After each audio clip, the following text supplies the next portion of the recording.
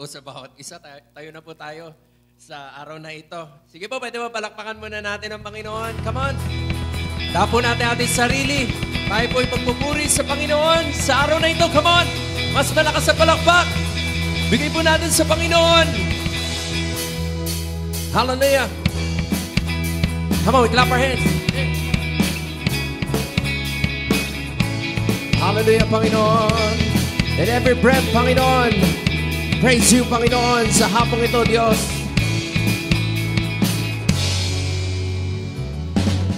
Come on, we say, everything that has breath, praise the Lord. Everything that has breath, praise the Lord. Come on, we say, praise you in the morning, praise you in the evening, praise you when young and when I'm old. Praise you when I'm laughing, praise you when I'm grieving, praise you every season of my soul. If we could see how much your word, your power, your love, your endless love, then surely we would never cease to praise. Come on, we sing it out. Everything that has breath, praise the Lord. Everything that has breath, praise the Lord. We sing, praise you in the heavens, joining the angels, praise you every season of my soul. Praise you, creation, calling all the nations to your praise. If we could see how much your worth, your power, your might, your endless love, then surely we will never cease to praise. Come on, we sing. Everything that has breath, praise the Lord. Everything that has breath, praise. We sing. Everything that has breath, praise the Lord. Everything, Panginoon. One more time, we sing. Everything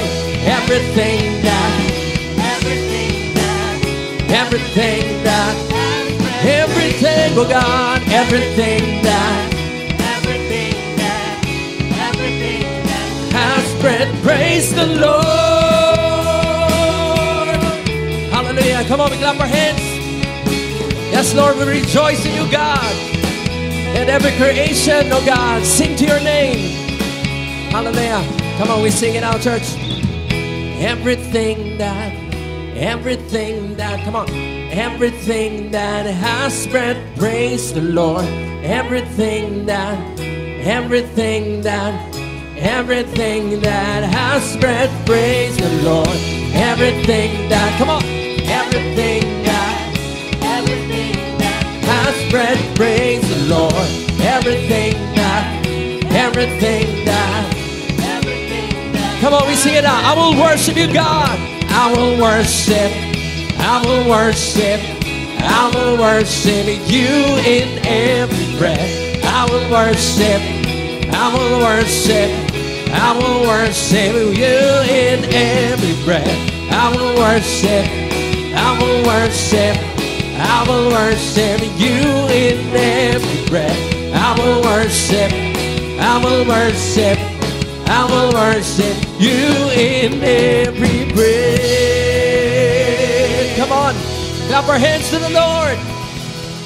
Hallelujah. Thank you, God. Thank you, Jesus. Come on, let's continue to praise the Lord sa umagang ito.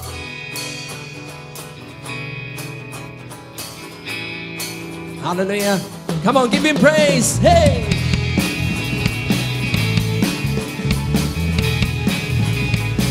Hallelujah. Hallelujah.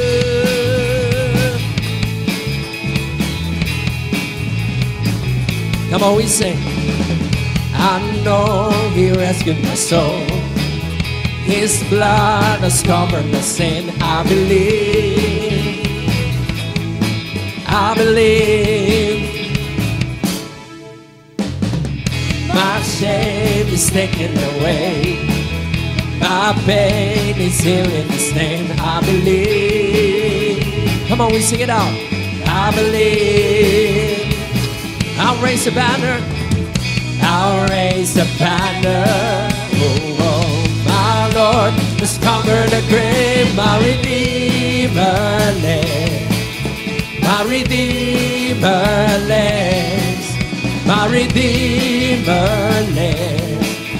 My Redeemer lives. Hallelujah, Panginoon. One more time, we sing. I know He rescued my soul. His blood has covered my sin. I believe. I believe. My shame is taken away. My pain is healed in His name. I believe. I believe in You, Lord. I believe. Raise a banner. We say, I'll raise a banner. My Lord has conquered the grave. My Redeemer lives. My Redeemer lives. My Redeemer lives. My Redeemer. Come on, one more time. We say, my Redeemer lives. My Redeemer lives. My Redeemer lives. My Redeemer. You lift my burden. You lift my burden. I'll rise with You. I'm dancing on this mountaintop to see Your kingdom come. We sing, my Redeemer lives. Come on. My Redeemer lives. My Redeemer lives. Come on, church. My Redeemer lives. My Redeemer lives.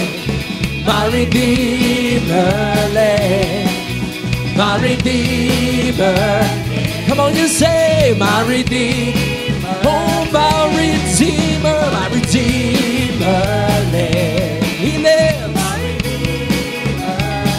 Yes, oh Lord, my Redeemer lives.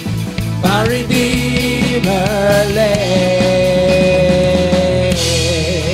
Come on, palakpakan po natin ang Panginoon. God, You live. Hallelujah, salamat o Diyos.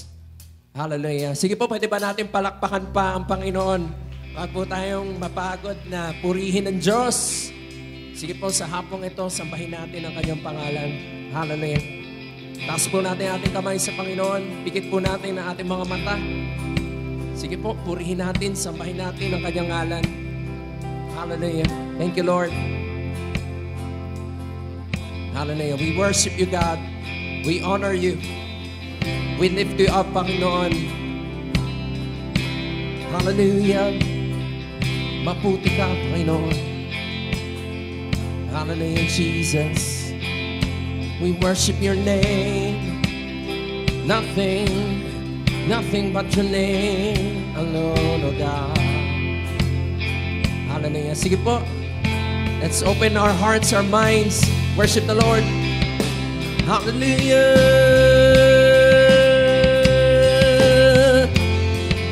Thank You, Lord.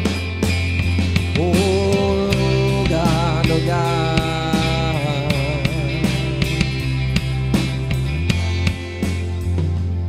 Hallelujah.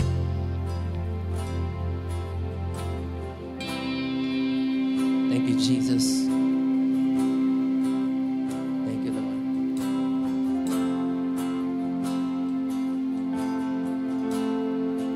Come on, we sing. You hear me when I call.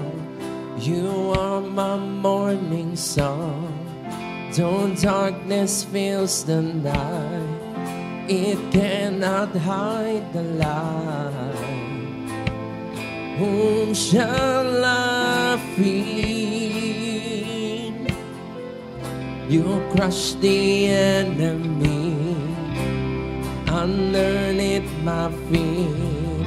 You are my sword and shield. Though troubles linger still, whom shall I fear? I know who goes before me. I know who stands behind. The God of angel armies is always by my side. The one who reigns forever, He is a friend of mine. The God of angel armies is always by my side. Hallelujah. Come on, we sing it now, church. My strength is in your name, for you alone can save. You will deliver me. Yours is the victory. Whom shall I fear? Whom shall I fear? Come on. I know who goes before me. I know who stands behind.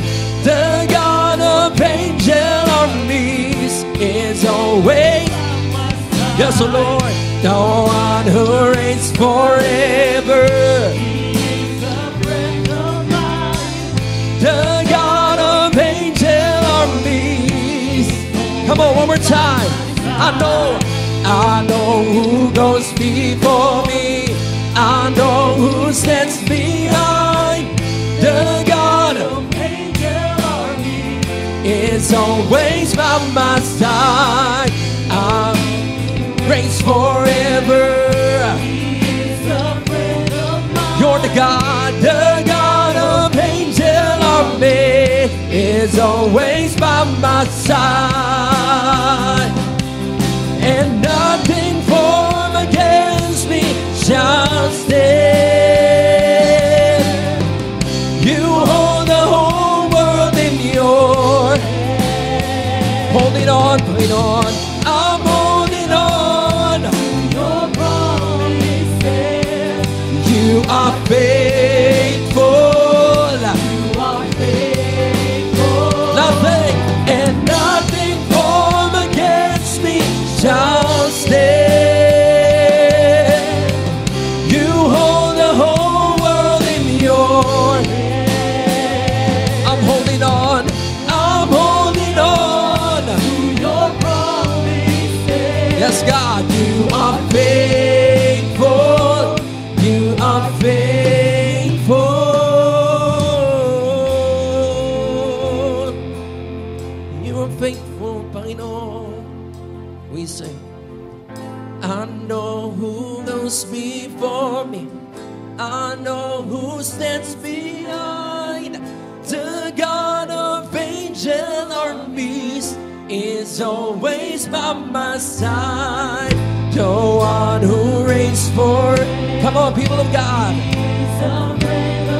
You're the God of angel armies. He's always by my side. I know who goes before me. I know who stands behind. The God of angel armies is always by my side. The one who reigns forever. He is a friend of mine. The God of angel armies is always by nothing my side. And nothing formed against me shall stand.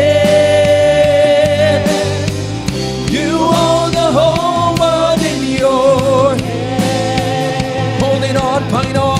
I'm holding on to your promises. You are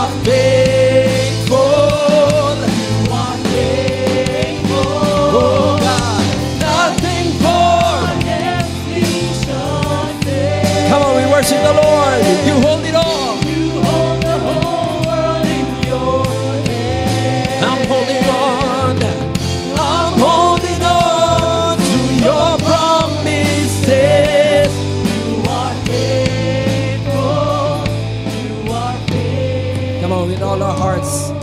And nothing formed against me shall stand.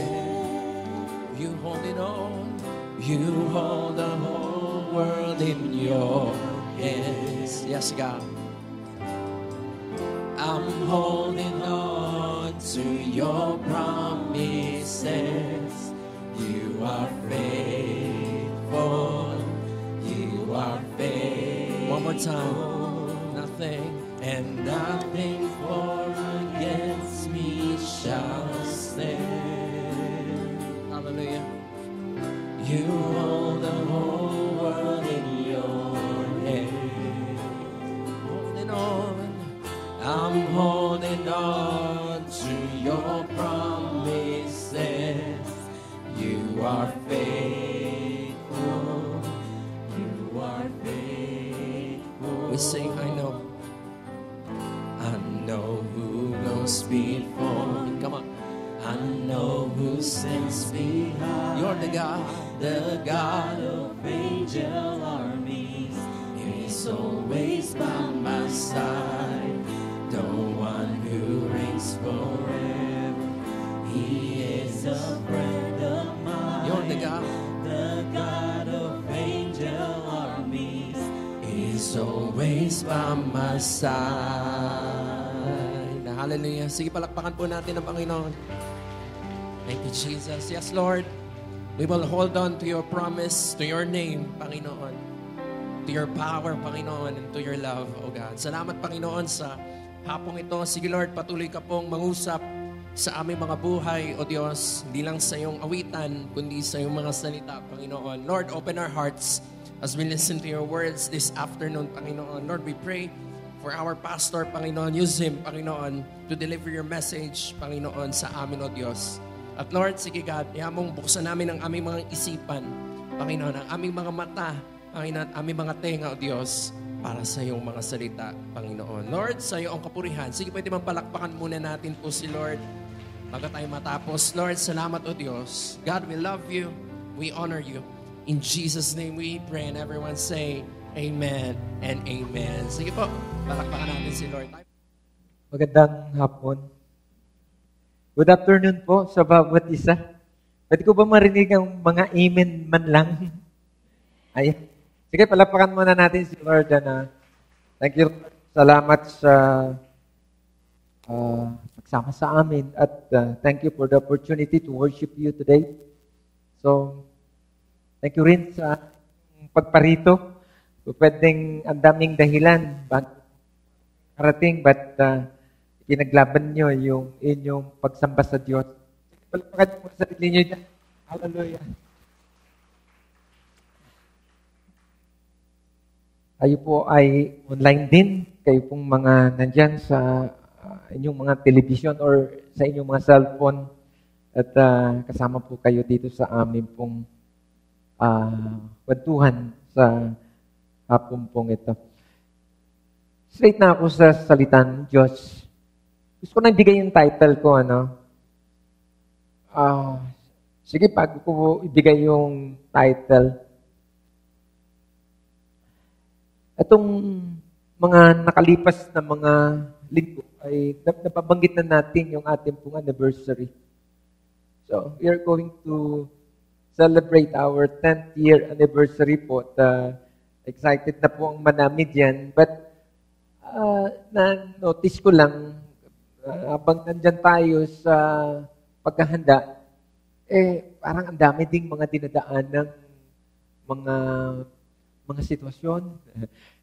Hindi ko alam, bilang pastor ay sa church natin, so madaming parang mga dinadaanan. At of course, madami din na nakikita ko sa mga tahanan, sa pamilya, maging sa individual ay dumadaan ng mga sitwasyon. At siguro may kinalaman tong title ko at kung bakit dito tayo kinakausap ng Diyos. At nang mabigyan tayo ng understanding at ng kamalayan na bakit tayo ay kailangan dumaan ng ganitong mga experiences. So, hindi ko pa nababagyan yung title ko, ba't nakasulat na dyan? The title of my message, actually sa mamayang gabi pa, Burden Beyond Pressure. So, sige, tignan natin itong ating tatalakayin. At ako naniniwala na matuto tayo dito, ma-enlighten tayo dito, makakakuha tayo dito ng mga sagot doon sa mga tanong na hindi ko alam kung dumabot ka na sa punto na nagtatanong ka na sa Diyos na para bang, ano ba to Diyos? Ano ba itong mga dinadaanan na to? Ano ba to? Mga unexpected na to na mga sitwasyon. Hindi ito ang mga bagay na parang gusto kong makita, pero bakit ito yung mga nakikita ko ngayon na nangyayari sa buhay? At siguro, nandun ka sa ganung tanong kasi nga, baka nga ito yung nakapaloob ka na dito sa ganitong itong ating title. Kasama ko dyan, Burden Beyond Pressure. In fact, yung text na gagamitin natin, si Apostle Paul, ginamit niya yung word, yung burden beyond measure. So, parang hanggang dito na yung kalagayan. But, sige, hayaan natin na sa hapong ito ay i-comfort tayo ng Diyos. I-comfort tayo ng Diyos. In Corinthians chapter 1 verse 3 to 7, at ito yung text ng ating pong gagamitin sa ating pong mapag-uusapan sa hapong pong ito. Ang sabi dito sa verse 3, Blessed be the God and Father of our Lord Jesus Christ, the Father of mercy, mercies and God of all comfort. So, itong Diyos na nakilala natin, siya talaga to na that in the end, sa Kanya nanggagaling yung comfort doon sa Kanyang mga anak. Verse 4, sabi dito, who comfort us in all our tribulation. Bigat na, yung word na tribulation, parang more than dun sa word na problem kasi parang pag nakakarinig ka ng situation, mga problema, whatever. But this text, ginamit ni Apostle Paul yung word na tribulation, pwedeng ito nga yun Maybe at tumatama dun sa title natin, Burden Beyond Pressure. So, tribulation gamit dito, that we may be able to comfort those who are in any trouble with the comfort with which we ourselves are comforted by God. Verse 5, sabi dito, for as the sufferings of Christ abound in us, so our consolation also abounds through Christ, and our hope for you is steadfast. Because we know that as you are partakers of the sufferings, so also you will partake of the consolation.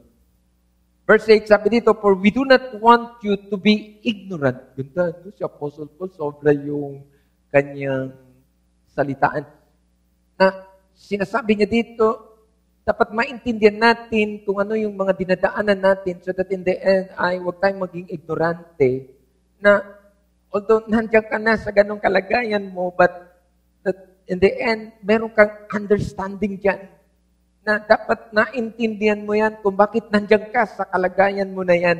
Ito si Apostle Paul, sabi niya, for we do not want you to be ignorant, brethren, of our trouble which came to us in Asia. Kausap niya dito, ito yung mga believers that time na ini-encourage niya, that sabi niya dito, that we were burdened beyond measure. Grabe yan, So, even at that time, naintindihan nila yung sukdulan ng sitwasyon. Sabi niya that we were burdened beyond measure, above strength, yung strength mo kulang na para harapin yung sitwasyon. Si Apostle Paul, sobrang taas ng kanyang mga salita na umaabot talaga doon sa, alam mo ba yun, nadudukot yung kalagayan at sitwasyon ng tao. Above strength, sabi dito, so that we despair about of life, that in the end ay umaabot na ang tao na parang desperado na sa buhay. Pero sabi niya dito, yun na nga inig-encourage niya itong mga ito upang so that in the end ay wag huminto sa kanyang pangarap at doon sa mga bagay na pinagagawa sa kanya ng Diyos. Sige, palpakan natin ang Panginoon. Friends, this afternoon, tulad na sabi ko, we're talking about being pressure. Yung intense. Hindi ko alam may kausap ako dito, but I know that everybody ang lahat ay nakakakuha nito. Naniniwala ko na sa isang banda ay naranasan natin to. O nararanasan natin ito. Hindi ko alam kung sino sa inyo ngayon ang under pressure. Hindi ko alam. Bago ka pumunta dito, hindi ko alam. Ikaw ang nakakaalam at ang Diyos dyan. At kung ano ang kalagayan mo na para bang habag na lang talaga ng Diyos kung ba't ka nandito ngayon. Kasi kung tustusin, parang wala ka ng strength para ihakbang pa yung paa mo upang pumunta ng simbahan. Kasi yun na nga nandun ka sa above yung situation, above doon sa strength na meron ka, tulad ng sabi nitong si Apostle Paul. So, sige po, tuloy-tuloy tayo, But, sige, natin na sa hapong ito ay ma-enlighten tayo so that then sabi ni Apostle Paul, huwag tayong ma-ignorante doon sa kalagayan natin, sa sitwasyon natin, so that in the end, meron kang understanding dyan upang hindi yan magiging dahilan para dumating ka sa punto na sabihin mo, ayaw ko na. Hindi ko alam kung ano yung mga bagay na yun, na aabot ka sa punto na sinasabi mong, tapos na to, ayaw ko na. At talagang parang tingin mo ay napaka-abnormal na itong kalagayan ng buhay. Sige, palapakan mo na lang si Lord, isa pa, hallelujah. So parang sarap lang yung kumustahin ka at sabihin siya, kumusta ka na ba? Kumusta nga sa katabi mo, sabihin mo sa kanya, kumusta ka na? Definitely, hindi ako magsasabi ng totoo. Sabi siya, I'm okay, I'm alright. But ang totoo ay may dinadaanan yan. At yung nagkukumusta at sasabihin mo, I'm good. And how about you? Pareho din yun. But ito yung trouble. Sometimes ay parang in-ignore natin yung isang katotohanan na may mga pinagdadaanan tayo. But ang trouble dyan, kapag parang ignore na lang ng walang, alam mo ba yun? Sabi ko nga kanina, parang nagsaksak lang anesthesia na hindi na nararamdaman yung pain at yung troubles, yung trials and testing. In fact, yung binanggit kanina sa ating binasa, tribulation, walang aral kung in denial ka lang sa mga sitwasyon.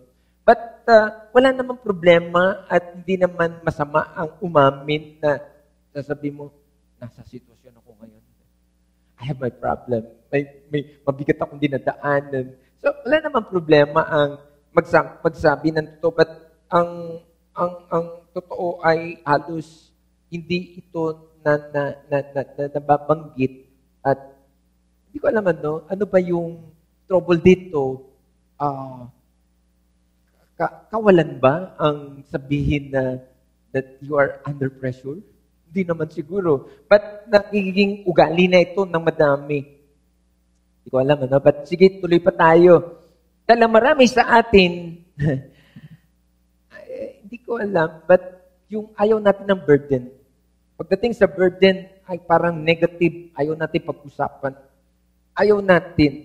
Friends, the truth is when we are blessed we Christians, ando na yan nakapaloob tayo that we are blessed. Tayo na nakakilala sa Panginoon at siyang naging Panginoon natin at tagapagligtas at naging Diyos ng ating buhay. Ando na yun Package na yun that we are blessed. Ang Bible nagsasabi that you are blessed. I am blessed when Christ is in you. But ang totoo, kapag andun ka sa blessing mo na, the burden becomes heavy. Kaya nga itong isang katotohanan sa atin ng mga mananampalataya, pakinggan nyo ito. Ano lang ito very basic, but kailangan natin ito balikan. Sometimes, aabot ka dun sa tanong mo na kung kailan ako naging Kristiyano, parang ang bigat na ng mga dinadaanan ko sa buhay. Totoo naman yun. Because, yun na nga Sabi nga dyan kukunin mo. In the end, when we are blessed, the burden becomes heavy. So, kasama talaga yun that because yung blessing ay may kasamang responsibility. May kasamang responsibility that in the end ay nagiging burden siya. The more blessed you are, the more burden you have. So ito yung totoo. So para bang titingnan natin yung title, parang very negative siya, but ito yung reality ng buhay. Lalo na sa atin na mga Kristiyano. Ganda na sabi ni Apostle Paul, na dinig niya ito, pinag-usapan ito, sinabi niya ito sa kanyang mga kausap, anong ibig niyang sabihin nang hindi kayo magiging ignorante, nang hindi kayo magiging mga mangmang sa mga bagay na yung mga dinadaanan ninyo at mga nakikita ninyo na nangyayari sa inyong mga buhay. So, ito ay para sa atin din ito. So that in the end, maintindihan natin, ma-enlighten tayo, magkaroon tayo ng understanding dito, na kasama ito, when you are you include yourself that you are blessed, definitely, kasama yung burden na nandyan. So, naintindihan na natin yan. Kasama na yan sa buhay habang tayo nabubuhay. Sige, palapakan mo sa Lord. So, sobra, yung title, hanggang liig. Hanggang liig. Bakit burden beyond, pressure? Sukdulan yan But, ganda niyan, at least, umabot na tayo doon sa pinakasukdulan, sa pinag-uusapan natin. Kasi, at least, para wala nang pwedeng yung i-identify mo pa kung nasaan ka na ngayon. Sige, palagay mo na, nandiyan ka na sa sukdulan mo. But at in the end, marami tayong matututunan dito at maintindihan natin. Ma-enlighten tayo dito so that in the end ay mahaharap natin ang buhay ng tama. Hindi tayo magiging mga negatives. Tama ba ako? Sige, pwede mo bang palapakan si Lord? Friends, the more God give us things, o sige na, material things, o sama mo na, spiritual things, spiritual, hindi ko alam the more burden we have. Ano man yang meron ka. Either yan ay spiritual or mga bagay sa mundong ito, meron kasamang kaakibat lagi niyang burden in life.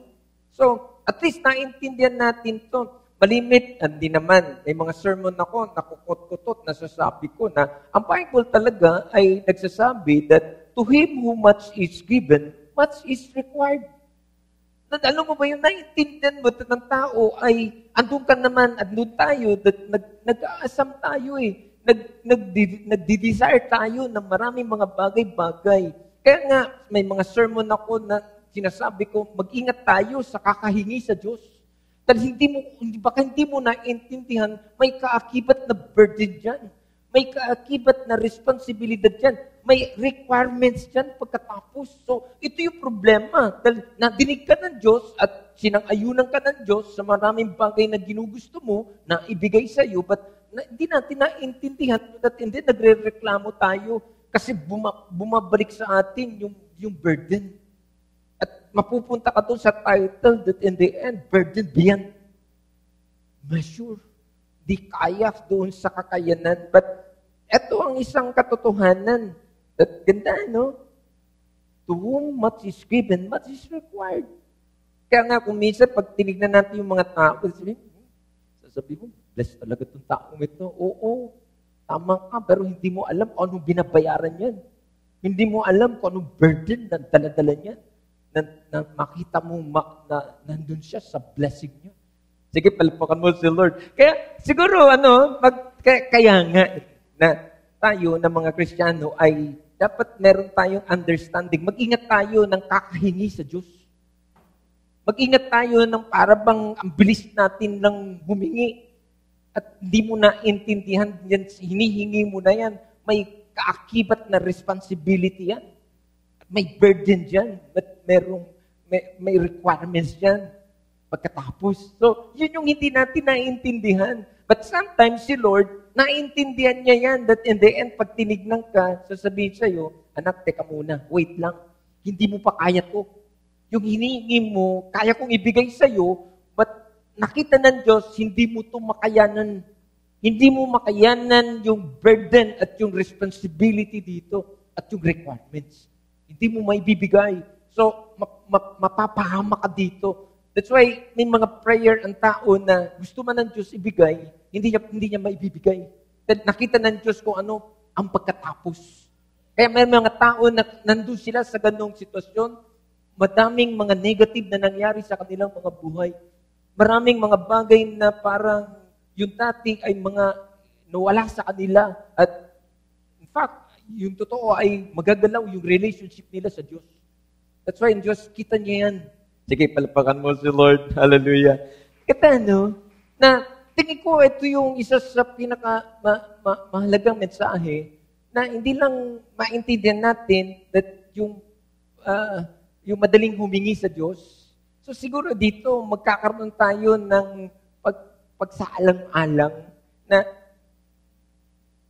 parang ang bilis nating dumaing at humingi. So, teka muna, ang tanong siguro muna sa sarili ay, ma-handle ko ba ito, Diyos? Magiging blessing ba sa akin to pagkatapos or ito ang magiging dahilan upang ako ay mapahamak? Teka muna, Diyos. So may mga ganun na notice. Kata lang kasi kapag yun na nga, si Lord, gusto niya talaga tayong umabot tayo dun sa maturity ng ating relationship sa Kanya. Kasi even yung ating conversation, nahihimay natin. Yung ating pagkikipag-usap sa Kanya ay nahihimay natin. Di tayo careless sa mga salitaan na sa malimit na pagkakataon yung sinasabi natin, di natin naiintindihan. But when you come into your maturity, nandun ka na, malalim na yung iniisip mo. Kaya maging yung mga salitaan mo sa Diyos, nag-iingat ka. Nag-iingat ka. Sige, palapakan mo si Lord. Hallelujah.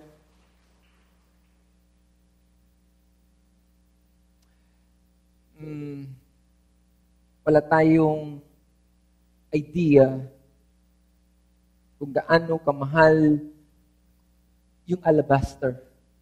Naririnig natin yun, maalala nyo, yung babae na nagbasag ng kanyang perfume, ibinigay sa Panginoon. But, ang laki ng cost nun. Ang laki ng presyo nun. In fact, nagreklamo nga yung isang disciple. Sabi niya, bakit mo binasa? Binuhos mo lang, di sana binenta na lang yan. Kasi merong halaga. Sabi nga ng ibang mga theologians, pwede 2 to 3 years pinag-ipunan ng babae para lang ibigay sa Diyos. Friends, ito yung mga hindi natin nakita. That in the end, merong burden. Malaki yung babayaran natin sa mga bagay-bagay na kapag sinabi mo sa Lord, I love you, Lord. Minsan, ang hirap din. Basta na lang ano yung lumalabas sa bibig, I love you, Lord. Kasi, yung I love you, Lord, may kaakibat yan ng burden. May kaakibat yung presyo. May kaakibat yung responsibility. May kaakibat yung sakripisyo. But parang ang bilis lang at madaling sabihin, I love you, Lord. Kaya minsan, di naman masamang magsabi ng I love you, Lord. But make it sure that you love the Lord. Really. Kasi that in the end, may requirements dyan. Hahanapan ka ng Diyos. Prove it to me.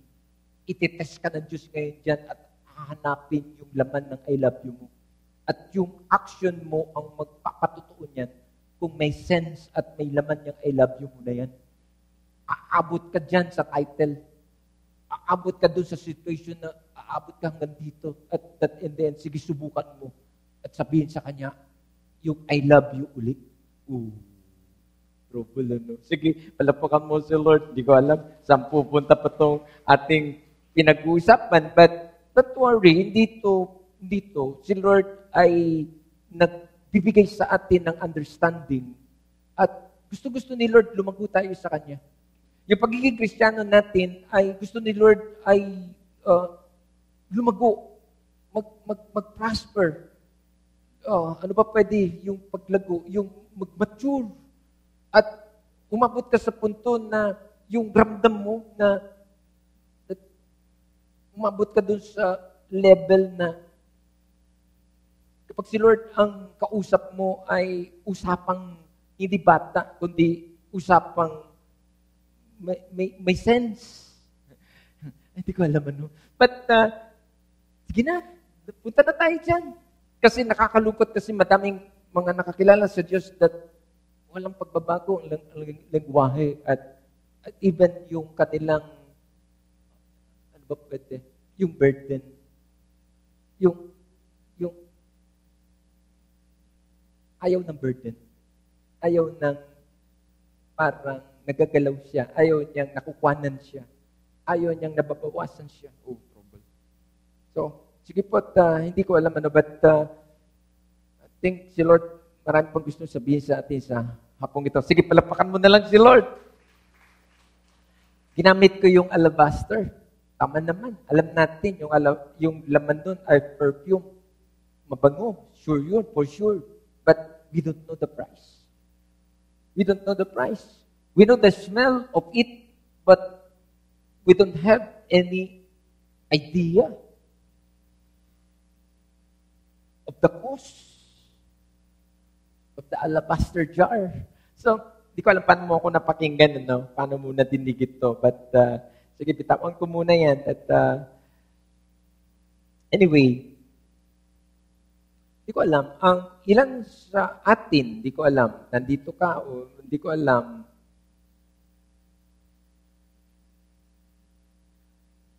Gusto nating maging mabilis. Gusto natin agad-agad. But di natin naintindihan na mayroong preparation ng lahat ng bagay. Tayo as a church, from day one, in Christ City Church. Anyway, gusto kong, matidinig naman natin ito, dahil andito na tayo sa preparation natin that we are going to prepare our 10th year anniversary. So, 10 taon na ito simpang ito dito sa mall. But, andun yung sa unang taon, andun na yun yung desire that God, Lord, bless us. Bless us, bless us, bless us, bless us. Nag-aantay ka. Nag-aantay ka ng breakthrough. Nag-aantay ka. But in the end, alam mo, kulang. But ang totoo ay hindi talaga to pabilisan kasi si Lord alam niya kung ano kakayanan natin, ano ang magiging response natin doon sa sitwasyon na gusto na natin. Ang tinutukoy ko ang church, kasi ang church na ito ay ang laki ng kanyang nadidinig sa Lord. But papunta na tayo sa 10 taon natin, but still we are not there. So, kung ako tanungin ninyo, andun yun. Una pa lang, mga 6 years, 5 years, 6 years, 7 years. Parang gusto-gusto mo nang mapunta doon. But ito yung isang katotohanan. In the end, si Lord kasi alam niya yung strength na meron tayo. So, kapag naintindihan mo ito, nagkakaroon ka ng patience. Nagkakaroon ka ng pag-aantay kasi naintindihan mo, hindi ka nagre-reklamo. Pumunta ka doon sa isang sitwasyon na, okay Lord. Okay Lord. Naintindihan ko kung bakit hindi ko pa nare-receive yung answer prayer. Kasi naintindihan mo that in the end, baka yun na nga, yung responsibility. Narinig natin kanina, yung blessing may kakakibat na responsibility. At dun yung trouble ng Diyos, baka hindi natin maibigay. At doon tayo mapapahamak. Sige, palapakan mo si Lord. Friends, hindi ko alam but si Paul ito, siya ay isang halimbawa. Si Paul, nung isinusulat niya itong text na ating binasa, si Paul nasa loob ng kulungan.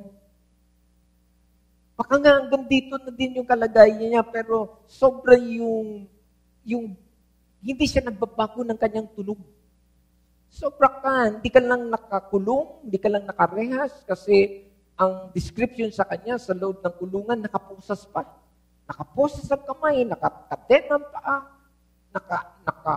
nakarehas, at may gwardiya pa sa kanyang harapan. And yet si Paul, nakakapag-encourage pa rin. Ito yung sinulat niya, ito yung ini-encourage niya pa. Itong mga kanyang sinulatan. So that in the end ay sobrang malaman na pinaiintindi niya yung kalagayan ng tao. But ang sinasabi niya, huwag kang mag-alala. Merong pagkatapos dyan, merong reward. But Paul, dito sa binasa natin, there's too much in Paul's situation. Too much, pwede nang i-title burden beyond pressure or measure.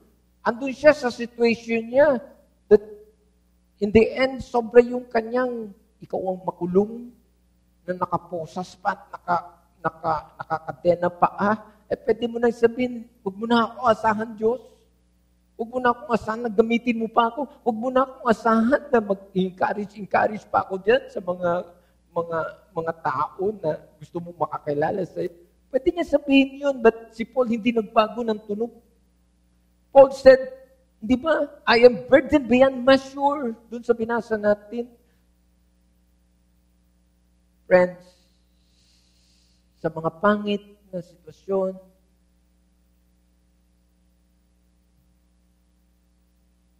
o sa maayos na sitwasyon, pwede tayong gamitin ng Diyos. Teka po na. So ito yung, but that in the end, ay wala talagang dahilan para sabihin ng iba, kayo na lang, hindi ko kaya. Kayo na lang ang mag-desire na that in the end, magiging blessing sa iba, magiging blessing sa city, magiging blessing sa community, at magiging gamit to advance the kingdom of God, kayo na lang. But hindi po ito si Paul. At yung encouragement niya, na sabi nga niya, although nandiyan ka na sa tribulation mo, pero ang isipin mo, may mga taong nakatingin sa iyo at itong mga taong ito ay nakasandal sa iyo na kailangan mong i-comfort ang mga taong ito. Siya yun Ginawa niya sa kanyang mga sulat sa panahon niya. Sige, palapakan mo na lang si Lord. Di ko alam, ano pa ba, saan pa papunta tong usapan? O sige, balikan ko ulit yung sinasabi ko that treasure is pressure. Teka muna, treasure is pressure. So, tama yung title natin. The burden beyond pressure. Kasi nga, hindi ito ibig sabihin na kapag nandun ka na sa itaas, wala kang pressure. Hindi totoo yun. Kaya nga, umalis din tayo dun sa thinking. Kaya nga sabi ni Apostle Paul, huwag tayong maging mangmang. Huwag tayong maging parang wala tayong understanding sa mga salita ng Diyos. That sometimes, ang akala natin na, Lord, kapag nagkaroon siguro ako ng ganito, nandun na ako, yung mga pangarap ko, okay ng lahat. Hindi totoo yun. In fact, ang totoo, nandun ang pressure, andun ang burden. Kaya, ang madami ay gustong makaalpas sa kanyang kinalalagyan at hinahanap niya sa mundo yung kanyang kapunuan. But ang totoo ay hindi totoo yun. Na kapag nandun ka na at sasabihin mong okay ka na, mapipressure ka dyan. So, stop that na para bang, hindi ko alam yung parang doon tayo, binigay na natin ang lahat-lahat para dyan. Dahil ang iniisip mo, magiging okay ka dyan. Tama si Paul na sinasabi niya na ma-enlighten kayo. Magkaroon kayo ng understanding dito dahil namamali kayo sa inyong pinupuntahan at namamali kayo sa inyong pag-iisip na para bang ang lahat ay magiging okay kapag okay ka na. Trouble, ano? So friends, ito yung dahilan kung bakit ang Bible ay kumukuha ng oras sa atin at sinasabi, lagay mo yung oras mo sa Diyos. Dahil hindi yan, huwag mo ipailagak ang lahat ng panahon mo. Yung oras mo sa mga bagay na yan, walang kapahingahan dyan. Trouble, ano? Sige, palapakan muna lang si Lord. Teka muna. Ano ba ito pinag-uusapan natin? Naganap ako ng illustration na para masusugan ko pa yung lingwahe, yung layman word na para lalo nating maintindihan. For example, ang isang nanay, ando siya, dati okay lang sa kanya maglaba eh. Di ba? Okay lang maglaba. Pero, abot sa punto, itong mga nanay, nagre-reklamo na. Hindi naman. Hindi ito negative. At in the end, ay ang sinasabi sa kanilang reklamo, ang daming labada. Di ba, mga nanay? Ang daming labada. Yun na nga. Ito yung pinag-uusapan natin na nagreklamo ka sa dami mong labada, pero ang hindi mo nakita, kaya ka madaming labada, madami kang damit. Marami kang nabili. Tuwing punta mo sa mall, kung saan, bumibili ka. Ibig sabihin, plenty ka. But yung pagiging plenty mo, may kaakibat pa rin burden yan. Kasi marami kang lalabahan pagkatapos. Sige, palapakan mo na lang muna si Lord para maintindihan niyo yung sinasabi ko. Yun yung ibig kong sabihin.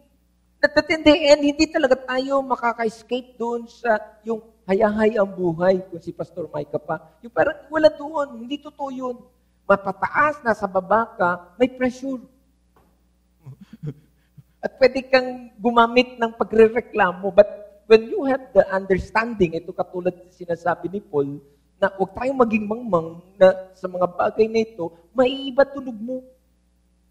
Hindi ka agad-agad careless sa sinasabi mo kasi alam mo saan galing yan. Yung burden mo na yan, galing yan sa blessing. Ganda, no? Sige, palapakan mo si Lord. Tingnan muna, mga halimbawa na pwede natin tignan that in the end, sabi mo, oo nga, ano? Oo nga, ano? Si Paul, bakit sinabi niya that this is too much? Sobra yung gamit kasi ni Paul.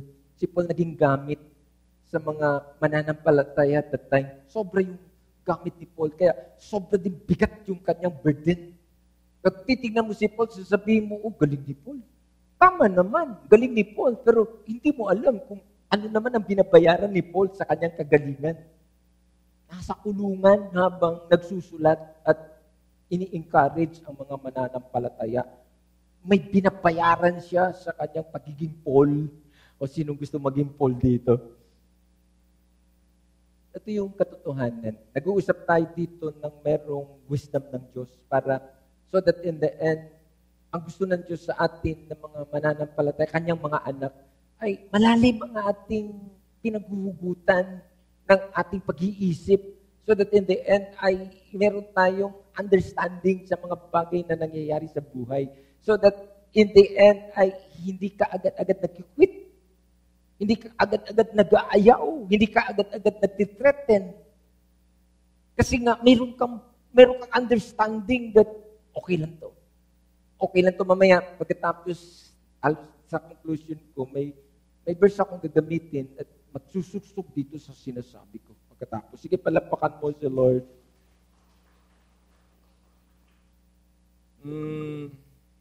Friends, one thing of the hardest thing to do in this world ay yung manatili tayo doon sa real time natin. Yung ngayon. Hindi ko alam. Kalimutan mo na yung bukas mo. Yung real time. Kalimutan mo na rin yung tomorrow mo. Yung ngayon. Yun yung ayaw natin tignan at ayaw natin asikasuhin. ito yung pinakamahirap na gawin, yung harapin kung ano ang totoo yung ngayon. Kaya limit ang gusto natin pumunta na sa future kasi okay naman yun. O kaya ang iba, bumalik na lang sa nakaraan. Kaya yung kwento luma. Pero ayaw harapin yung isang katotohanan na meron kang dapat ayusin yung ngayon, yung today mo. So, kailangan kang maging matapang. Kailangan kang maging matapang na harapin ito kasi kung hindi, itatago mo na lang to. At kapag tinago mo to, walang resolution. Walang pagbabago. So, ito yung tingin ko kung bakit, no wonder, may mga tao na hindi nababago. Nag-flat yung kanilang kalagayan sa buhay kasi hindi na-address yung kanilang today. Because yung today mo, siya yung magiging gamit mo for your tomorrow. So, wala talaga, no? Ewan ko, nag-preach ako niyan, na kailangan mong ayusin yung today mo kasi ito yung today mo ang siyang gamit para sa bukas mo. Na ikinakamada yung kinabukasan mo pagkatapos at makakakita ka dyan ng mga pagbabago. Sige, palapakan mo si Lord. Ang di ko alam, Lord, tulungan mo kami. So, ang trouble ay sa ganitong mga usapan, malimit ay nandun sa mind natin. The battle is in our mind. Ang demonyo ay nagsisiksik siya ng kanyang mga salita. Malimit, kapag nandun ka na sa kalagayan ng sitwasyon mo, ang madidinig mo sa kanya, andun yung negative na lahat. Hindi mo kaya yan, mahirap yan, hindi mo alam yan, mahina ka yan, wala kang pera para magnegosyo. Madami siyang dahilan na ilalagay sa'yo so that in the end ay, alam mo yun, hindi ka na kikilos at hindi ka nagagawa. So, andun yun sa mind. At ito, pag nag-uusapan natin to kasi lalo na kung nandiyan ka na sa trouble mo, that in the end, sasabihin sa'yo, ikaw nga, trouble ka na eh. Paano ka pa magiging gamit kung ikaw ay andyan ka na sa sobrang trouble. But meron tayong halimbawa, itong si Paul. Nakita natin at that in the end, that even though that he is nandun sa situation that sabi niya, nandun siya sa under pressure.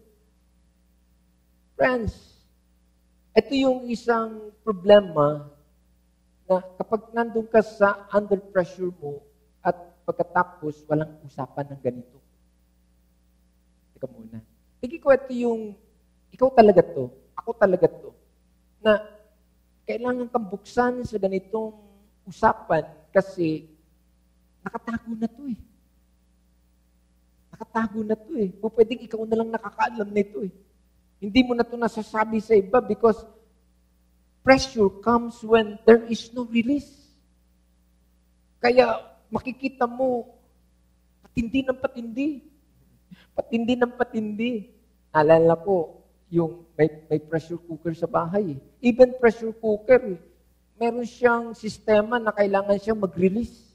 Kasi kung hindi siya mag-release yung hangin na kahit konti-konti, sasabog siya. At ito ang nangyayari sa madami. That wala nang nai-release so that in the end ay sumasabog. Hindi ko alam sa paanong paraan. But pressure comes when there is no release.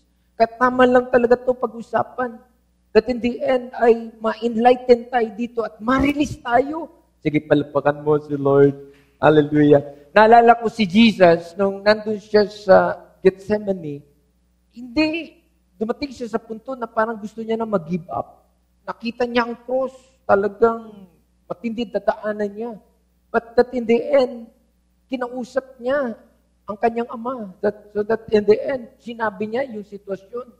At ang sabi niya, pwede bang matras na ako dito? But when you release that in the end, anong sagot niya? At kanyang huling sinabi sa Diyos, let your will be done. Father, let your will be done. Na-release siya eh. Na-release siya. Yun ang naging dahilan upang nagpatuloy siya sa cross. Tumuloy siya doon sa burden. More than yung title, kulang yan sa dinaanan ni Jesus. Burden beyond measure. baka kulang sa sobrang dinaanan. But na-overcome ni Jesus. Because nung inirelease niya na yung kanyang damdamin, ang sabi ng Bible, that time, sobra yung kanyang sitwasyon, yung pawis lumalabas sa kanya, dugo. But nung nausap niya ang Diyos, yung Ama, na-release siya. So that, and then sabi niya, let your will be done. Tutuloy ako sa cross. Sige, palapakan mo si Lord. Friends, ito yung usapan so that in the end, baka nandiyan ka na sa quitting moment mo. Hindi ko alam kung ano yung mga bagay na yan. But ito ang pwedeng magbabago ng plano at ng decision mo na kapag na-release ka dito. Ipagpapatuloy mo kung ano ang tama at kung ano yung kalooban ng Diyos sa iyong buhay. Ang isang katotohanan, nung nandun siya sa garden that time, dun sa Gethsemane, ito yung message that yung garden is the presser, yung nagpipisa. And the olives is us. Tama ba ako? Are us. Yung olive. Kasi kung titinan mo yung kalagayan, yung olive, pinipisa po yun eh. Pinipress po yun eh.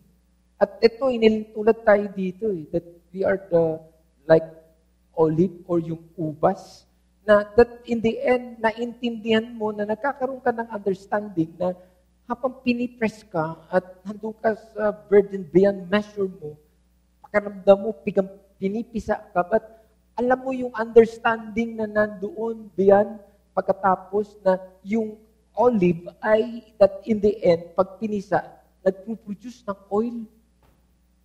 So, yun yung understanding na meron tayo eh, na hindi kaya ibigay ito ng mundo. That's why, madami ang namamangata. Ano ito mga Kristiyano? Sobrang ng mga pinagdadaanan, pero hindi man lang ito natitinag. Lahat ng weapons, ginamit na ng enemy. Lahat ng weapons, inumang niya na sa'yo. But ang intention niya upang mag-quit ka, lalo na sa relationship mo with your God, o doon sa ministry, o sa mga bagay na pinagagawa sa'yo, pero hindi niya magawa. Dahil naintindihan mo, sige, gawin mo pa. Kasi naintindihan mo na habang tinipress ka, naiipit ka sa mga sitwasyon o mga bagay-bagay, that you know, na nandun yung understanding mo, that in the end, magiging oil ito. Sige, palapakan mo si Lord. Ganda, no? Sana umabot tayo sa ganyan. Si Lord, doon tayo dinadala sa usapan. Tama na yung talk, baby talk. Walang gamit yan sa church. Baby talk. Tama na yan. Mga baby talk na yan. Walang gamit yan. Hindi yan tatayo. Hindi yan maninindigan. At yun yung prayer ko sa church natin. In fact, papunta na tayo sa dekada natin. That in the end, tama yung title natin. Excited tayo doon sa title, Overcomer. Why? For the past 10 years tayo, binakbak tayo ng kaaway. As a church, ako, makakapag-testify ako niyan. Wala na siyang ginawa kundi, ninais, ipasara tayo dito, pahintuin tayo, pahintuin ng fellowship na ito, itong church na ito ay magkanya-kanya. But, hindi siya nagtagumpay. Almost 1 month, more than 1 month na lang, aabot tayo sa dekada ng simbahan ng In Christ City Church. That's why we declare that we are overcomer. Ngayon, di natin to parang wala lang. Alam niya ng demonyo that 10 taon mo kaming binakbakan. Lahat ng weapons mo, ginamit mo sa amin. Kabilat kanan. Pero hindi ka nag-prosper. Really, that we are overcomer. Oh God, hallelujah. Sige, palapakan mo sa Lord. Kasama ka dyan. Hallelujah. Father, thank you. So, naintindihan kasi natin. Kasi po pwede that in the end ay sabi, ito na tayo. Sobra na. No. Naintindihan natin that hindi, kasama yan. Hayaan mo na habang tinipress tayo, may lalabas na langis dyan. Magkakaroon yan ng wine, magkakaroon yan ng oil, at kasama yan talaga sa plano ng Diyos pagkatapos. Now, after this, meron tayong hope. After ng dekada ng ating simbahan, manda ka Satanas. Dahil kung mga panahon, sa panahon ng nag-refresh kami, at pumayag kami na dumaan sa ganung klase ng sistema, manda ka kasi ang magre-resulta naman yan yun langis na siyang magiging blessing sa amin, para sa amin. Sige, palapakan mo si Lord. Hindi ko alam paano niyo pa ako. But, hindi lang to church. Hindi ba ako lang ang church, but this is also you, ikaw. Alam ko, dami mong dinaanan. But don't worry, at least ito, naintindihan natin itong pinag-uusapan natin. Hindi ko alam na until now, nandiyan ka, talagang napipress ka, naiipit ka sa magkabalang banda sa buhay mo. Hindi ko alam paano mo nilalaban ang buhay mo. But ito yung sermon na nag-encourage sa'yo at nagsasabi sa'yo, huwag ka mag-quit. Dahil kunti na lang yan. Sige, pakisabi sa katabi mo, kunti na lang yan. Sige, palapakan mo si Lord. Hallelujah. So, tayo as a church, ako, excited lang ako, but andun ako abang nag-aantay ako ng ating anniversary. Sobra din ang bakpak ng demonyo sa atin dito bilang simbahan. Sobra. Basta yung dinidesire mo ay, instead na parang ang nakikita mo ay yung positive, nakakakita ka ng mga negative na nangyayari. At sobra yung fight ng enemy sa atin. But we know that, I know that, we know that okay lang yan. Kasi meron akong gagamitin mamayang verse na tama si Paul. Kung bakit si Paul, ganito siya magkipag-usap sa mga believers that time. Ang sinasabi niya, upang huwag kayong maging mangmang sa mga bagay na nangyayari sa inyo, huwag kayong madisip ng enemy. Na kung meron siyang mga salitaan na binababa sa inyo, meron kang understanding na ibinabalik sa kanya. So that, and then sinasabi mo, liar, hindi totoo yan, liar, nandun ka, pumapait ka, hindi ka nag-agree. Kasi ang intention niya ay patigilin ka. Alisin ka dun sa iyong mga pangarap at alisin ka dun sa paglilingkod mo sa Diyos, sa relasyon mo sa Diyos at mag-quit ka sa maraming mga bagay. Pero kung meron kang understanding ng katulad ng ganito, ito yung ibig sabihin ni Paul, hindi ka basta-basta matitinag. Sige, palakpakan mo si Lord. At truly, that pwede kong sabihin that you're overcomer. Bakit? You're still alive and kicking. Hindi pa tapos ang Diyos sa atin. So that in the end, mayroon talagang panahon ng pagtatanim. Pero ang Bible nagsasabi that mayroon ding panahon ng pag-aani. Sige, palapakan mo si Lord. Hallelujah. Ang pagtatanim ay hindi biro, mahirap. At habang nagtatanim ka, umiiyak ka, tumatagas ang luha mo, at hindi ko alam, maraming sakripisyo. But those who you sow in tears shall reap with joy, sabi ng Bible. Sige, palapakan mo si Lord. Woo! God, hallelujah. I think this sermon, napapanahon lang to kasi gusto tayo i-encourage ng Diyos. Kasi po pwede, baka nga nandun ka na, burden beyond measure or pressure, at kunti na lang, baka nga, bibigay ka na eh. Pero I think this sermon ay sinaklonok ka ng Diyos at sinasabi, no, don't quit. The devil is a liar. Hallelujah. Sige, palapakan mo si Lord. Hallelujah. Thank you, Lord. Oras pa ba ako? Ito, sige, kunti pa. Kinig pa kayo. Satan cannot stop us from being blessed. Yun ang totoo. Si Satanas, hindi niya talaga kaya tayo pigilan for being blessed. Because when we meet Christ in our lives, we are already blessed. No question about that. Ang pwede niyang gawin sa atin ay yung feeling not blessed. Yung feeling mo lang. And that's your feeling mo lang yan. Kasi tumingin ka sa situation, tumingin ka sa ebidensya, pwede naman eh. But hindi yan ang leading para sa decision. Kasi, ano lang yan eh, that is temporal. Kasama yan sa buhay. Na dadaanan mo ang mga bagay na yan, but sa malimit na panahon, ay sinasakyan niya ng enemy that in the end, ay ipopoint out niya talaga sa iyo yan upang wag mong maramdaman yung pagiging blessed. Trouble. Pero kung ito yung ganito mga usapan, tingnan nyo mabuti. Buksan nyo nga yung pag-iisip nyo. Tingnan nyo mabuti. Nasa taas ka, nasa baba ka.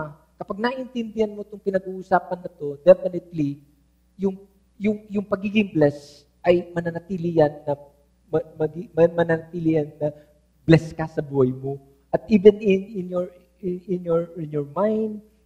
Hindi ko alam paano mo sinusukat-sukat, nasaan ka, nandito ka, nandun ka, but still, andun ka na sinasabi mo, I am blessed. Hirap talaga kayo kausapin. Sige, palapakan mo si Lord. Hallelujah. Sige, palapakan mo pa si Lord. Thank you, Lord. Hallelujah.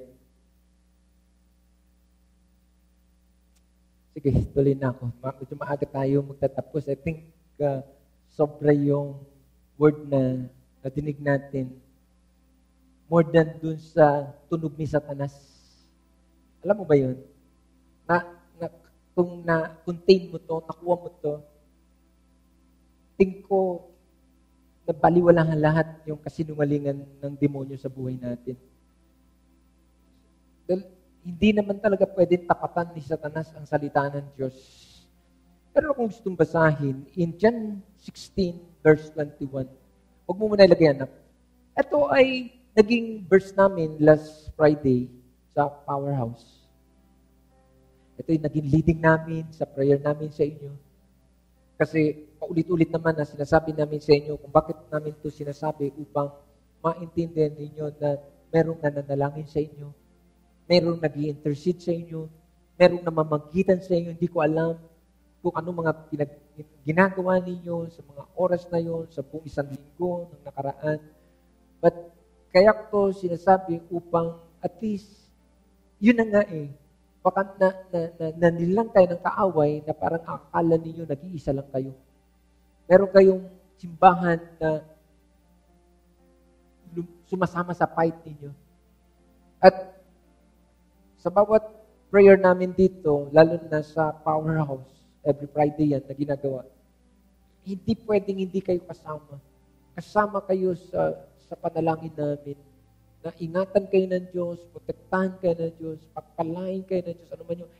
It means that in that ma-overcome ninyo yung mga fight ninyo at mahindian ninyo yung mga alok ng kaaway, yung kanyang mga patibong at may nananalangin sa inyo. Promise. At seryoso naman din kami. Kaya nga sabi ko, ang pagiging simbahan o pagiging pastor, cute lang tignan, sabihin mo, gusto ko magpastor.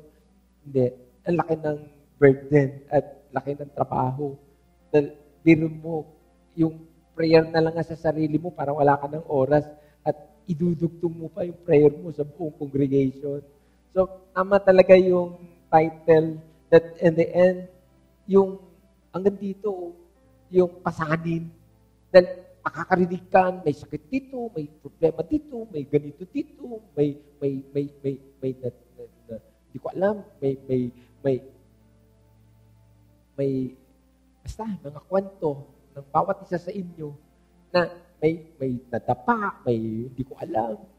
So Lord, nandun ang church na nagiging kaagapay ninyo sa prayer.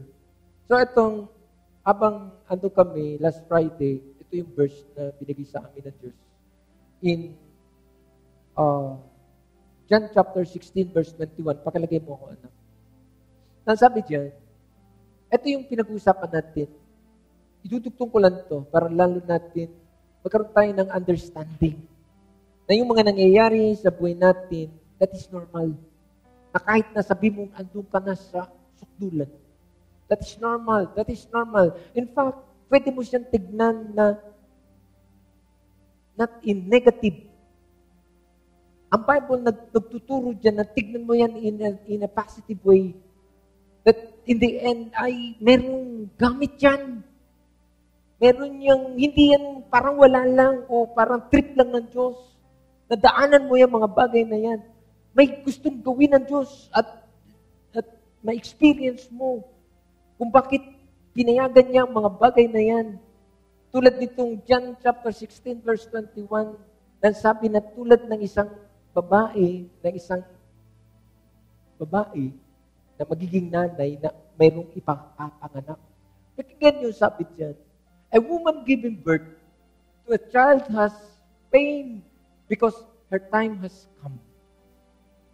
Hindi ko alam na in spiritual, pwede natin itong tignan that ang madami sa atin dito, hindi ka lang buntis. Manganganak ka na. No wonder, nandiyan ka sa situation mo. Ito yung understanding, ito yung sinasabi ni Apostle Paul na huwag tayong madeceive. Na parang isang nanay na habang yung pain ay pabigat, ng pabigat, ng pabigat, ng pabigat, ang ibig sabihin, meron kang ipapanganak.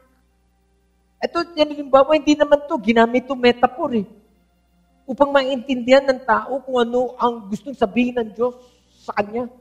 Lalo na pagdating sa pain, sa tribulation, sa mga sitwasyon, sa mga kalagayan ng buhay.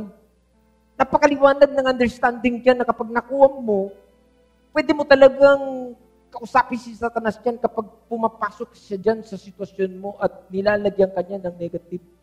At then, maalala mo yan, sabi mo sa kanya, liar, hindi yan ang sabi ng Diyos ko. Ito sabi, woman giving birth to a child has pain. Has pain. Merong pain. Kasi nga, ipapanganak na yan. Sa buhay natin, bago dumating yung, lalo na yung malalaking mga bagay na gustong ilagay sa iyo ng Diyos, hindi yan ganun kadali. May process dyan. Hindi parang nag-magic lang. May mga sakripisyo dyan. May mga pag-iiri dyan. May mga, hindi ko alam, mga commitment dyan, may mga usapan dyan. So sabi dyan, because her time has come. But when her baby is born, she forgets the anguish because of her joy that a child is born into the world. Hindi naman kailangan interpretation yan eh. Na huwag ka mag-alala. Sandali lang yan. Ilaban mo yan. Ano yung dinadaanan mo? Iniwanan ka ba ng mga tao? Yung mga tao inaasahan mo na nangako sa'yo na hindi ka iwanan, iniwanan ka? Yun lang bang dahilan para sabi mo, ayoko na. Kasama yan. Sasaktan ang damdamin mo. Yung mga tao na nangako sa'yo, pero nung kailangan mo na, wala. Kasama yan. O hindi ko alam kung ano pa yung mga pain na yan. Hindi ko alam kung ano pa yan. But meron tayong understanding dyan, di tayo pwedeng maloko dyan. So that in the end ay mag-iba ka ng iyong pananaw. Kaya nga walang reason sa Diyos para i-threaten siya that and then sabi mo, Lord, kunti na lang, mag-quit na ako. Di pwede gamitin yan kung ang pinag-uusapan dyan yung sitwasyon ng buhay. Because that is positive. Kapag naintindihan mo, so that in the end, dapat yung mindsetting mo iba. Nandun ka sa understanding mo na sinasabi mo, Lord, darating na ba yung blessing ko? Hindi naman to material things lang. Lord, ano to, Lord? Darating na ba yung magpapasaya? Sabi siya, no? Maganda ka. Kasi kapag dumating niya, makakalimutan mo lahat. I-wash out ng Diyos ang lahat ng dinaanan mo. Because of that joy. Sige, palapan mo muna si Lord. Merong ganon. Meron tayong yung hope. Of course, kung ilalagay ko yan sa pinakamas malalim, ang Bible nagsasabi that we are only foreigner here in this world. Sa malalim na yan. But hindi lang naman yan, general word. But may mga sitwasyon tayo na dinadaanan mo, but hindi lang naman langit lang ang katapat niyan. Pero meron yan yung general word. Na anuman ang dinaanan mo, sige, palagay mo na. Sabihin mo na suffer ka talaga sa mundong ito habang nabubuhay ka. Pero hindi pa rin yan ang pwede mong hindi pa rin yan yung parang pwede mong maging dahilan para ipagpalit mo naman. Yung ipinangako naman sa iyo ng Diyos na may langit. That in the end, sabi, pupunasan ko at alisin ko ang luha sa mga mata mo. But hindi lang yan. But kasama yan. Yan yung pinakabuod. Pero sa mundong ito, yung mga sitwasyon na dinadaanan, definitely, mayroon kapatapat na reward yan pagkatapos. Sige, palapakan mo si Lord. Yung wag ka lang magbago ng tunog ng usapan sa Diyos at don't quit sa mga bagay na pinagagawa niya sa iyo. Huwag ka magbago ng isip. Kasi the more that yung pain nakikita mo at yung tunugan, yung salitaan at even in your prayer na nagre-reklamo, na sinasabi mo, Lord, ano ba to? Kung kailan nakilala kita, ano ba to? Hindi pa tapos ang isa, dito na naman tong isa. Ano ba to? Nagsabay-sabay pa to mga to. Ano ba to? Ano ba to? Goodbye. Pero ito, pwedeng wala kang understanding ng mga panahon, but this time, baguhin mo, salitaan mo sa Diyos. Narinig mo na to. Na dapat nandun ka sa ingatan mo, sinasabi mo, paano ka nakikipag-usap sa Diyos. That in the end, ay napagbibintangan mo siya. But ang intensyon ng Diyos ay mabuti. Sige pala, pakan mo. Tingin ko, at yung mga usapan that si Lord talaga gusto niyang mag-mature ka. Gusto niyang lumago ka na sa pananampalataya mo sa Kanya. Gusto niyang dumating ka sa punto na kilala mo na yung Diyos mo. Kilala mo na siya sa Kanyang mga galawan. At alam mo kung saan ang dulo dun sa mga ginagawa niya sa iyo. Yung dulo ay mainam. Kaya walang puwang sa iyo pagrereklamo.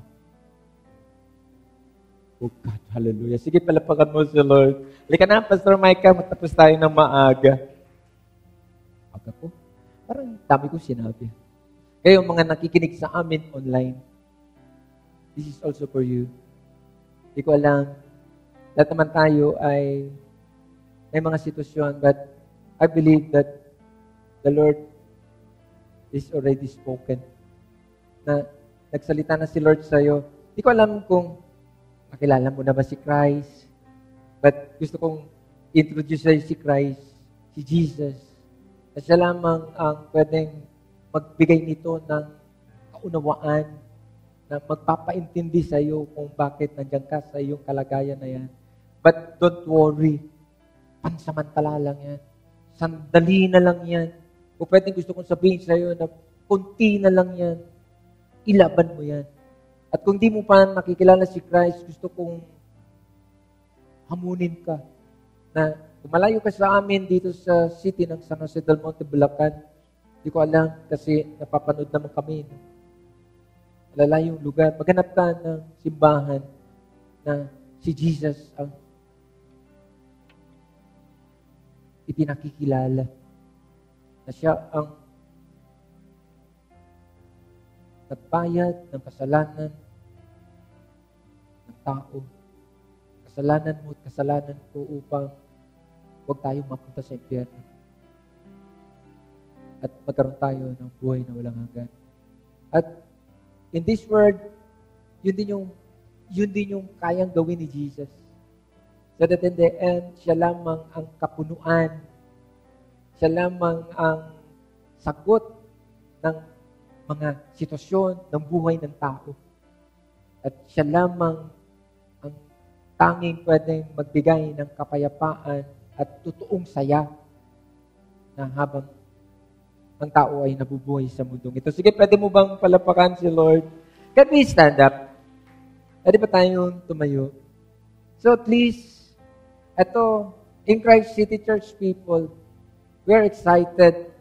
Nandito kami na mga nagpa-English na sa workforce ng In Christ City Church. Nagsisimula na tayong maghahanda para sa preparation ng ating anniversary. This time, we are dekada na. At hindi tayo nagbibiro dito at definitely hindi nagbibiro ang Diyos.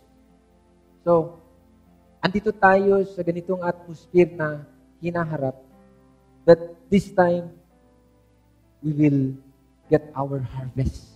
Hindi ko alam hindi lang naman to physical, material o financial, but kasama yan. But I think there is much more than that. Yung spiritual natin, yung relationship natin with our God. At ako naniniwala na for this time, hindi na tayo matutulad ng dati. At for this time, yung buhay natin ay magiging gamit, magiging pakinabang, magiging blessing tayo sa iba, magiging blessing tayo sa family, magiging blessing tayo sa, hindi ko alam, sa company mo, sa negosyo mo, magiging blessing ka sa church. Kasi yun yung kalooban ng Diyos so that in the end, magiging blessing tayo. Hindi tayo, stop that. Yung tayo ang, nandun na lang tayong lagi na parang nagbibeg. But this time, tayo ang magbibigay. Hindi ko alam hindi ko sinasabi na pera yan lang or material, but even in our spiritual life, magiging blessing tayo sa iba. Through you, maraming makakakilala sa Panginoon. Through you, maraming tao mababago ang buhay. Through you, mga pamilya na dating mga magugulo, mga wasak, mga sobrang sira, sa pamamagitan mo, gagamitin ka ng Diyos upang mga taong ito ay magkaroon ng pagkakataon na mabagong buhay. Pwede ba yun? Pwede ba yun? Pagandaan natin ang mga sarili natin for that. Alam ng Diyos, dami mong dinaanan. But hindi yan ang magiging hadlang para maging blessing ka pagkatapos. Sige, palapakan mo si Lord. Hallelujah. Sige, pwede ba tas natin yung ating mga kamay before we sing? Can we come to our God today? Sige, acknowledge lang siya. Sabihin mo lang sa Kanya that, Lord, nadinig kita. At salamat, Panginoon, sa understanding that I am almost quitting, Lord. But thank you for your word today. Lord, na-enlighten ako, nagkaroon ako ng kamalayan. At Diyos ay kabahagi pala ito ng buhay. At ito ay hindi naman ito ay parang napirmis. At dahil pagkatapos nito ay may kapatapat ito ng kagalakan, Panginoon. Lord, hayaan mo, Panginoon. Hindi ko titignan yung burden o yung sitwasyon, kundi, Lord, hayaan mo ang makita ko dito ay nandiyan kang Diyos na laging sumasaklolo at sasaklolohan ako sa aking mga dinadaanan. Salamat po, Ama. Thank you, Father. Thank you, Lord, sa salita mo na ngayon ay ako naniniwala na pwede mong sabihin at then, Lord, buhayin mo pa ako.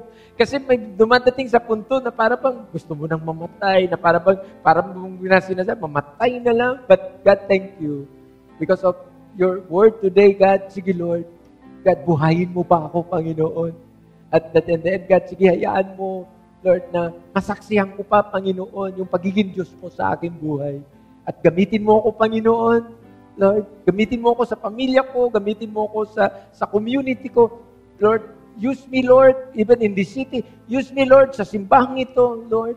God, use me, Lord. Gawin mo akong blessing, Diyos. Hallelujah. Pwede mo bang sabihin yan sa Diyos mo? Ngayon, naiintindihan mo, na matapos mong sabihin na gawin mo akong blessing, naiintindihan mo na may kaakibat yan ng responsibilidad. That you are ready for that. That in the end, sasabihin mo, Lord, I am ready, Lord. I am ready now, Lord. Use me. Sige, palapakan mo si Lord. Hallelujah. Father, thank you. Lord, salamat po. Sige, Lord, tulungan mo kami, Lord, at in the end, yung mga kahinaan namin, Diyos, ikaw ang aming maging kalakasan, Panginoon.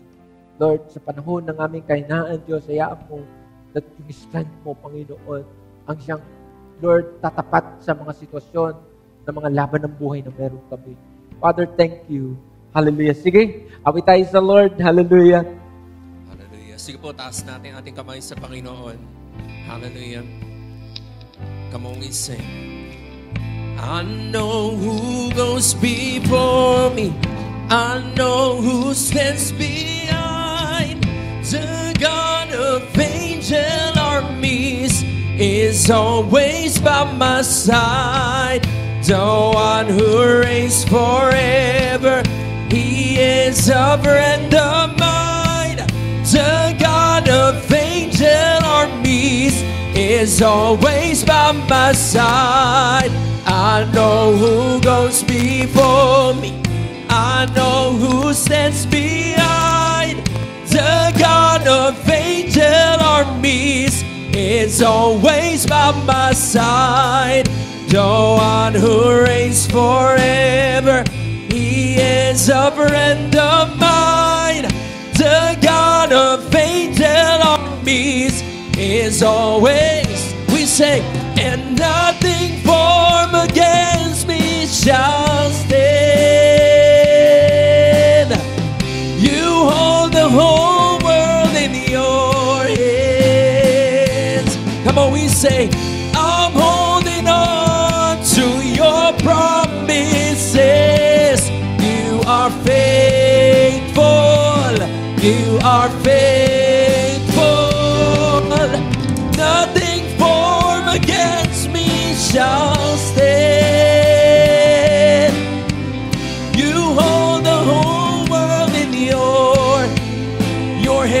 Panginoon.